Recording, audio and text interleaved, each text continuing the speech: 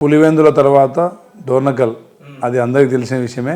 Okay. So ప్రజల కష్టం కృషి అదేవిధంగా 10 సంవత్సరాలుగా ఒక నమ్మకం ప్రజల్లో ఒక నమ్మకాన్ని నేను కలిగించగలిగిన ప్రజలకు సేవ చేయడం కోసం నా వైద్య వృత్తిని కూడా వదిలేసి ప్రజల్లో మమేకం అవడానికి నేను సాధ్యమైనంత వరకు కృషి చేసిన కాబట్టి నా మీద ఉన్న నమ్మకం పార్టీలో ఉన్న అభిమానం పార్టీ మీద ఉన్న అభిమానం అదేవిధంగా టీఆర్ఎస్ పార్టీ వారు చేసిన ఒక నిరంకుశ పాలన ఒక నిరంకుశ మనస్తత్వం ఇవన్నీ నా గెలుపు కారణం. అన్న మీ విపక్షాలు విమర్శిస్తున్నట్టు ప్రతిపక్షాలు విమర్శిస్తున్నట్టు బీఆర్ఎస్ పార్టీ మీద ఉన్న వ్యతిరేక విధానంతో కాంగ్రెస్ పార్టీకి ఓటేసిరు తప్ప ఏదో కాంగ్రెస్ ఏదో చేస్తారని నమ్మకంతో కాదని చెప్పి చాలా మంది మాట్లాడుతున్నారు అన్న. అటువంటి వాళ్ళకి ఏం చెప్తారు మీరు? వాళ్ళు చాలా చెప్పుకుంటారు, ఎందుకంటే వాళ్ళు 10 సంవత్సరాలు చేసిందేం లేదు. స్వయంగా టీఆర్ఎస్ కార్యకర్తలే కాంగ్రెస్ పార్టీ రావాలని కోరుకున్నారు. ఎందుకంటే వాళ్ళు ఆత్మవంచనకు గురయ్యారు. 10 సంవత్సరాల పాలనలో ఒక సర్పంచులు ఆత్మహత్యలు చేసుకునే చరిత్ర గతంలో ఎప్పుడు చూడలే. కేవలం వాళ్ళ కుటుంబం లేదంటే కొంతమంది 2-3 మంత్రులకు స్వేచ్ఛ ఇచ్చారు తప్ప ఆ పార్టీలో ఏ మంత్రిని మాట్లాడనిచ్చారు 18 మందిలో. అదే విధంగా ఒక కుటుంబంలో 4-5 మరి మంత్రి శాఖలు మరి మెయిన్ పోర్ట్ఫోలియోలు తీసుకోవడం అది ఏ గతంలో ఎప్పుడన్నా చూసినామా? అదే విధంగా కనీసం ప్రగతి భవన్ కి మంత్రులకు పోయే అవకాశం లేదు. అదే విధంగా ఎమ్మెల్యేలకు కనీసం అపాయింట్మెంట్ లేదు. అంటే రాచరిక పాలన వైపు పోతున్నామా అనే ఒక భయాన్ని మరి మంత్రులల్లో ఎమ్మెల్యేలల్లో సర్పంచ్లలో లోకల్ బాడీ అన్ని ప్రజాప్రతినిధులు అందరూ ఒక భయభ్రాంతమైన ఒక వాతావరణాన్ని చూసిరు 10 సంవత్సరాల్లో వాళ్ళు. అదేవిధంగా ప్రతిపక్షం మీద కూడా పోలీసులతోని ఆ రోజు నిజాం వాళ్ళు చేసినట్టు రజాకారులను ఏ విధంగా అయితే నిజాం వాడుకున్నాడో కేసీఆర్ గారు పోలీస్ యంత్రాంగాన్ని పూర్తిగా వాడుకున్నాడు. వారు ఎవరన్నా కేటీఆర్ గారు కానీ హరీష్ రావు గారు కానీ ఎక్కడన్నా మీటింగ్ పెడితే ఆడ ప్రతిపక్ష నాయకులందరినీ అన్ని పార్టీల వారిని అందరినీ ముఖ్య కార్యకర్తలందరినీ బైండ్ ఓవర్ చేయడం, రాత్రి వారిని ముందు రోజు రాత్రి బైండ్ ఓవర్ చేయడం, అంటే ఒక స్వేచ్ఛను హరించడం అనేది రాష్ట్రంలో చూసినాం. తెలంగాణ ఉద్యమం నడిచిందే స్వేచ్ఛ మీద. ఆ రోజు ఇంత నిరంకుశ ఆలోచన కనుక కాంగ్రెస్ పార్టీకి ఉండుంటే అసలు తెలంగాణ ఎట్లా వచ్చేది? వీరు ఉద్యమాలు ఎట్లా చేసేవారు? కేసీఆర్ గారు శాంతియుతంగా చేసినందుకు రాలే. ప్రజలు విద్యార్థులు కోరుకున్నారు, ఉద్యోగ సంఘాలు మేధావులు అందరూ తెలంగాణ వస్తే ఒక స్వేచ్ఛ ఒక ఉద్యోగాలు ఉపాధి మన నిధులు మనకు వస్తాయని చెప్పి అనుకున్నారు కాబట్టి తెలంగాణ వచ్చింది. ప్రజల అభిమతాన్ని సోనియా గాంధీ గారు కూడా గౌరవించి దాని మాట ఇచ్చిరు, దాన్ని మాట నిలబెట్టుకునే దాంట్లో వాళ్ళు నిమగ్నమై శ్రీకృష్ణ కమిటీని వేసిరు.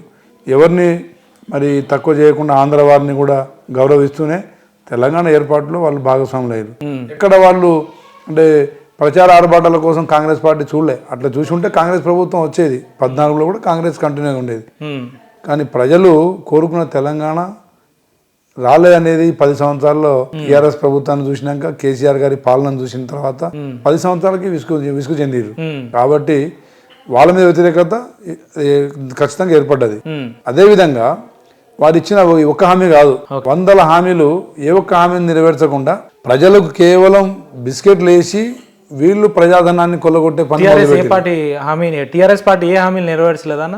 ఏ హామీ నెరవేర్చింది చెప్పండి? ఇంటికి ఒక ఉద్యోగం అన్నారు, తర్వాత మేము అనలేదని మార్చిరు. డబుల్ బెడ్రూమ్ ఇండ్లు అన్నారు, ఊరికి ఒక 20 or 10 ఇచ్చిరు తప్ప మరి ఎక్కడ డబుల్ బెడ్రూమ్ ఇండ్లు ఇచ్చిన దాఖలాలు ఏ ఊర్లో లేవు. మండలానికి ఒక 50-100 అంతకంటే ఎక్కువ రాలే. తర్వాత 3 ఎకరాల భూమి దళిత గిరిజన కుటుంబాలకు నిరుపేదలకు ఇస్తామన్నారు, ఎక్కడ ఇయ్యలే. తర్వాత మూసిని కొబ్బరి నీళ్లు తాగేటట్టు చేస్తామన్నారు, చేయలే. మూసి ప్రక్షాళన చేయలేదు. హుస్సేన్ సాగర్ ప్రక్షాళన అన్నారు, హుస్సేన్ సాగర్ చుట్టూ ఒక ఆకాశ హర్మ్యాలని అంటే అందమైన పేర్లు వాడిరు. అదేవిధంగా ఇస్తాంబుల్ ఓల్డ్ సిటీని ఇస్తాంబుల్ చేస్తాం, కరీంనగర్ని డల్లాజ్ చేస్తాం, వరంగల్ని ఇంకోది చేస్తాం. ఏం చేసిరు? ఎక్కడ వేసినా ఎక్కడ ఉన్న సమస్యలు అక్కడే వదిలేసిరు. హామీలు నెరవేర్చకపోగా ఆ హామీల నుంచి ప్రజల్ని దారి మళ్లించడం కోసం గొర్రెలు బర్రెలు పందులు అనే పథకాలు తెచ్చిరు. అవి కూడా ఎవరికి ఇచ్చిర్రు? గ్రామాలలో వాళ్ళ కార్యకర్తలకు రీసైక్లింగ్ చేసిరు. అంటే ఒక యూనిట్ గొర్రెలు అనంతపురం నుంచో కర్నూలు నుంచో తెచ్చి అదే యూనిట్ మల్లయ్యకి ఇచ్చిరు, పుల్లయ్యకి ఇచ్చిరు, ఎల్లయ్యకి ఇచ్చిరు, ఇంకొకరికి ఇచ్చిరు. కానీ గొర్రెలు ఎవరు చూస్తే గొర్రెలు ఎవరి దగ్గర లేవు.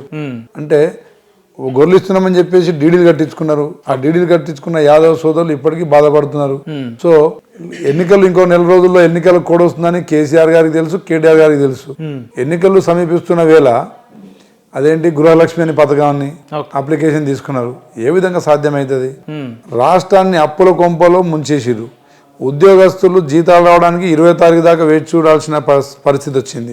అదేవిధంగా కాంట్రాక్టులు చేసిన పనులు గత 10 సంవత్సరాల క్రితం చేసిన పనులకే బిల్లులు చెల్లించలేక వాళ్ళకు టోకన్ సీరియల్ టోకన్ నెంబర్ ఇచ్చి టోకన్ సిస్టమ్ తెచ్చి అంటే వారికి ఎప్పుడు వస్తుందో వారికి కూడా తెలియని పరిస్థితి కాంట్రాక్ట్లలో.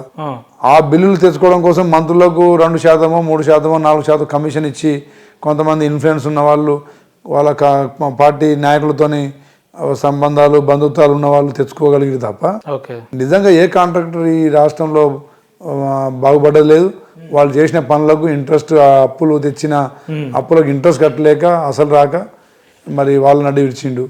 కేవలం లిక్కర్ షాపుల మీద స్టాంప్స్ అండ్ రిజిస్ట్రేషన్స్ ఆదాయం మీద ప్రభుత్వాన్ని నడిపించే పనులు చేసిరు తప్ప 6,71,000 కోట్ల బ్యాంకుల నుంచి రుణాలు తెచ్చిరు. అధిక వడ్డీతో తెచ్చిరు. తెచ్చి మరి అంటే పాలన సాగించారు. దానివల్ల అంటే హంగులు ఆర్భాటాలు చేయగలిగారు తప్ప ప్రజల సంక్షేమాన్ని పక్కన పెట్టిరు. ప్రజా సంక్షేమాన్ని అసలు మొత్తానికి మర్చిపోయారు. పాలన సాగిస్తున్నట్టు నటించారు తప్ప ఎక్కడ అభివృద్ధి జరగలే. సంక్షేమ నిధులు పేదోనికి అందలే. అది వాస్తవం.